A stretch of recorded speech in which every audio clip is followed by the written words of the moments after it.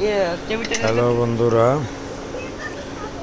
আপনারা এই কয়েলটা দেখতে পাচ্ছেন।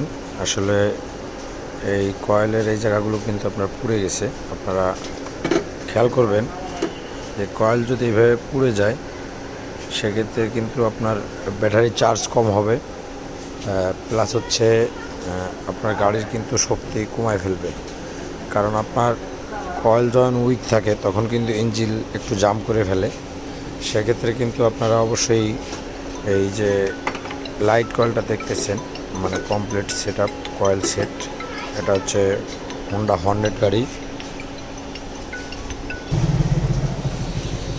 হ্যাঁ, আপনারা কিন্তু অবশ্যই এটা খেয়াল করবেন। অনেক সময় দেখেন যাদের গাড়ির ব্যাটারি চার্জ হচ্ছে না, হর্নেট গাড়ি চার্জটা কম হয় বা ইঞ্জিনের একটু ক্ষমতা কম মনে হয়, তখন কিন্তু আপনারা এ ধরনের প্রবলেম ফেস করতে পারেন।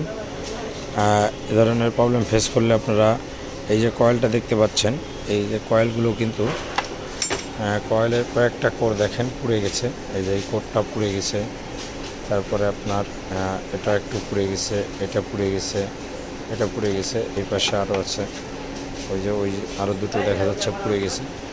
এইভাবে আপনার কয়েল কিন্তু পুড়ে যাবে।